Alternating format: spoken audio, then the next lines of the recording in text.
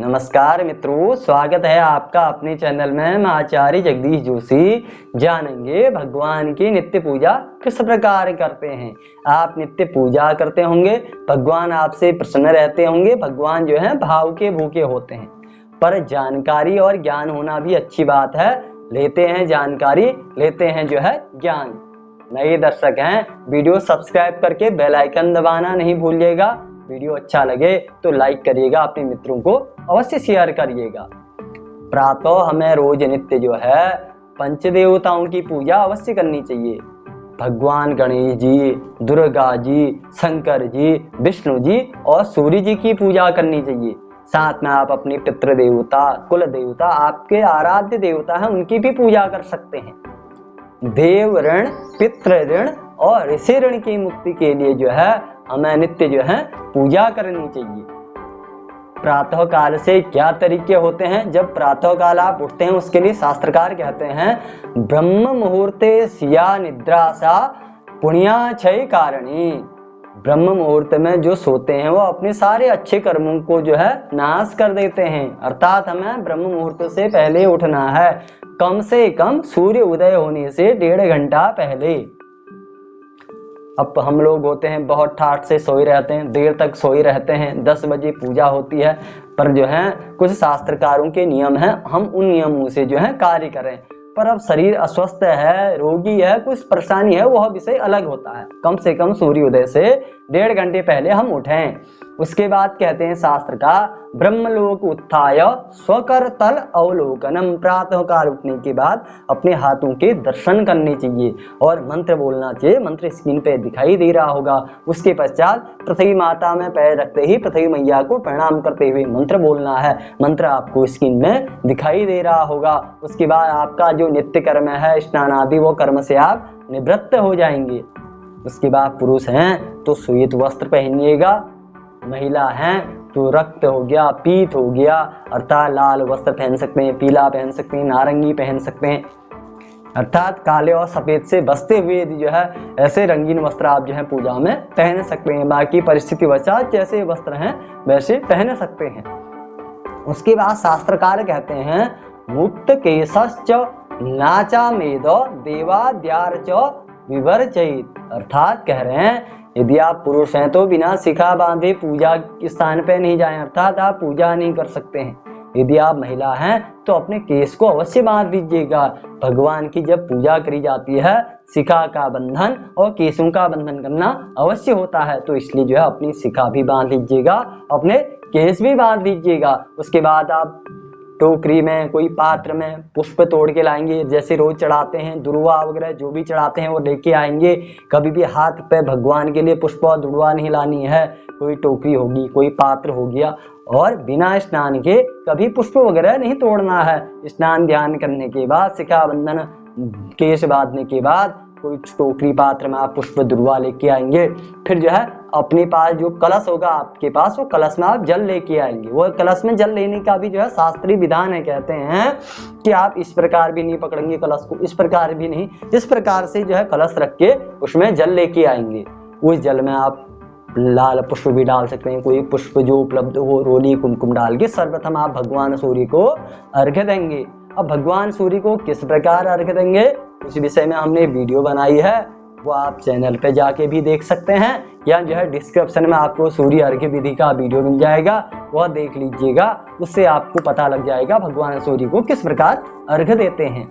उसके बाद मंदिर के पास में जाएंगे, अपने देवालय के पास में जहां आपका मंदिर है, उस लोटे में पुनः जल लेके पुष्प आदि लेकर के जब आप मंदिर के पास में जाएंगे, सर्वप्रथम वहां पर जाते ही आपका जो कपाट होगा, द्वार हो गया, वह खोलेंगे, या पर्दा हो गया वह खोलेंगे। तब वहां पर जाते ही पहले आप 3 बार ताली बजाइएगा। इस प्रकार से जो है ओम विष्णवे नमः, विष्णवे नमः, विष्णवे नमः करके ताली बजाएंगे और भगवान से प्रार्थना करेंगे। यह प्रार्थना तो अवश्य करनी चाहिए।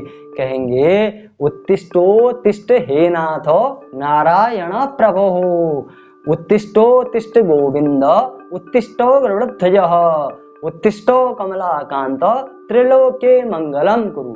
अर्थात आप अपने भगवान को उठाएंगे, जो आपके आराध्य देवता हैं उनको उठाएंगे, कहेंगे। यदि आप ऐसे नहीं बोल सकते हैं तो आपके जो आराध्य देव हैं उनका नाम लेकर के, हे कमलापति, हे मेरा आराध्य देव, हे विष्णु जगत के पालन, आप उठिए, आपका भक्त आपकी पूजा करने के लिए पधार गया है।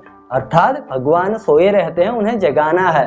अब वह प्रश्न अलग है कि भगवान सोते नहीं, भगवान जगाना है। आप भाव से पूजा कर रहे हैं। जिस प्रकार एक माँ का पुत्र के प्रति भाव होता है, ऐसा भाव से आप पूजा करने जा रहे हैं। अर्थात आप प्रेम भाव से आप भगवान को जगा रहे हैं, उठा रहे हैं, उठिए भगवान, मैं आपकी पूजा के लिए आ गया हूँ। निस्वार्थ भाव, निष्कपट भाव, अर्थात दिखावे से नहीं, श्रद्धा भाव से जा रहे हैं, भगवान को उठा रहे हैं, भगवान आपके उठ रहे हैं प्रेम के साथ। तो इस प्रकार से आप पूजा स्थल पे जाएंगे। पूजा स्थल पे जा करके वहां पर जाने के बाद आप जो है साफ सफाई जो आपका नित्य है, वहां आसन वगैरह साफ करना, भगवान वगैरह साफ करना, वह सब करिएगा। उसके बाद जो है भगवान को स्नान आदि कराएंगे। आप जल है, शुद्ध जल है, शुद्ध जल से कराइएगा। नित्य आप साफ जल उपलब्ध, पहले तो भगवान कहते हैं शास्त्रकार कि जो है साफ और शुद्ध जल से जो है पूजा करी जाए, साफ और शुद्ध जल से स्नान करा जाए। उसका अभाव हो गया तो उसमें कम से कम जो है गंगा जल डाल दिया जाए, अर्थात बासी जल से स्नान न कराएं। तो यदि उपलब्ध न हो पाए तो उसमें कम से कम गंगा जल डाल के आप स्नान करा सकते हैं। भगवान को स्नान कराएं। 6 अंगुल तक की मूर्ति को आप स्नान कराएं। उससे बड़ी मूर्ति है तो कोई साफ शुद्ध जो है वस्त्र से आप पोंछ सकते हैं। भगवान का तिलक अवश्य साफ करें रोज नित्य। उसके बाद जो है भगवान को यथा पात्र सब आप धो करके यथा पात्र सब जो है स्थापित करें। उसके बाद जो है वहां जो है भगवान के पास में जो है दीपक जलाएं, तिल के तेल का दीपक जलाएं, घी का दीपक जलाएं। बाकी जो आपके पास उपलब्ध है, नहीं तो कम से कम तिल के तेल का, नहीं तो घी का, जैसा भी आप चाहते हैं परिस्थिति वसात जलाएं। नहीं तो हो सके तो एक तिल के तेल का, एक घी का दीपक जलाएं। उसके पश्चात जो है रोली कुमकुम निकाल के सब तैयार कर लीजिएगा। सर्वप्रथम आपको आचमनी करनी है, जल पीना है, 3 बार जल पीना है। चौथी बार के जल से जो है हाथ धोते हुए जल को छोड़ देना है। अर्थात 3 बार आप जल पिएंगे तो सरल सा मंत्र बोलिएगा। बड़ा मंत्र नहीं बोल पाते हैं तो आप ओम विष्णवे नमः, ओम विष्णवे नमः, ओम विष्णवे नमः। नहीं तो आप कह सकते हैं ओम केशवाय नमः, ओम माधवाय नमः, ओम गोविंदाय नमः, ओम ऋषिकेशाय नमः, या ओम ऋग्वेदाय स्वाहा, यजुर्वेदाय स्वाहा। स्क्रीन पे दिखाई दे रहा होगा आपको, कठिन लगता है तो आप विष्णवे नमः, विष्णवे नमः, विष्णवे नमः 3 बार जल पीजिएगा। चौथी बार विष्णवे नमः करके जल को छोड़ दीजिएगा। उसके बाद आप हाथ पे जल लीजिएगा।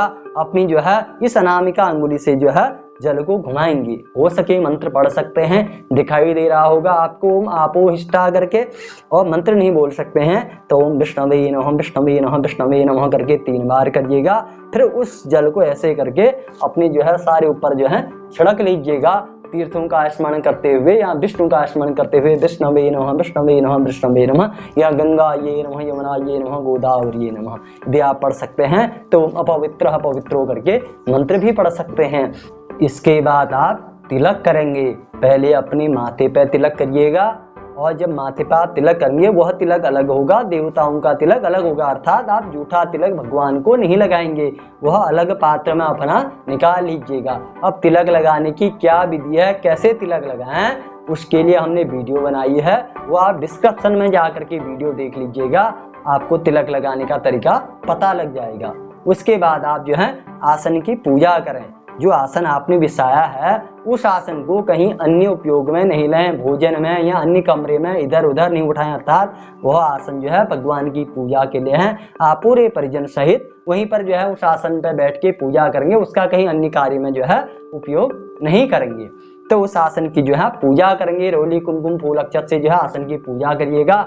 मंत्र पढ़ सकते हैं तो स्क्रीन पे मंत्र दिखाई दे रहा होगा। मंत्र नहीं पढ़ सकते हैं आप ओम विष्णवे नमः, विष्णवे नमः, विष्णवे नमः करके पूजा कर लीजिएगा। उसके बाद आप हाथ में संकल्प लीजिएगा, जल लेंगे, अक्षत लेंगे, पुष्प लेंगे, इस प्रकार से हाथ में रखेंगे और कहिएगा। यदि आप संकल्प बोल सकते हैं स्क्रीन पे दिखाई दे रहा होगा, नहीं बोल सकते हैं तो आप जो है ओम विष्णु, ओम विष्णु, ओम विष्णु बोल करके अपने गोत्र का नाम लीजिएगा और अपना नाम लीजिएगा।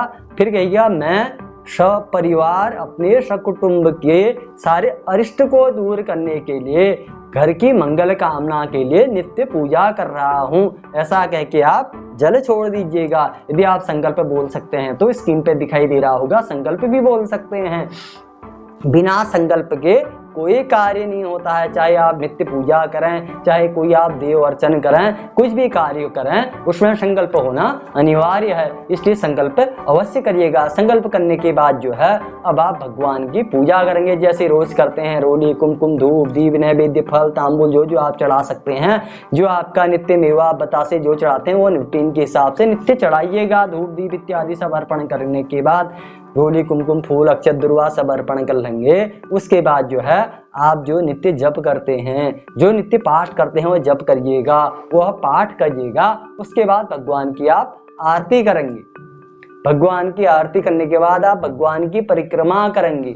भगवान की परिक्रमा करने के बाद भगवान से क्षमा याचना करेंगे कि भगवान जो है मेरे नित्य कर्म में जो गलती हो मुझे माफ कर दीजिएगा। मैं आपका भक्त हूँ, अज्ञानी पुरुष हूँ, श्रद्धा भाव से मैंने जो पूजा करी उस पूजा को आप ग्रहण करें। ऐसा मन में स्मरण करते हुए क्षमा याचना करें। भगवान को सर झुका के साष्टांग प्रणाम करिएगा।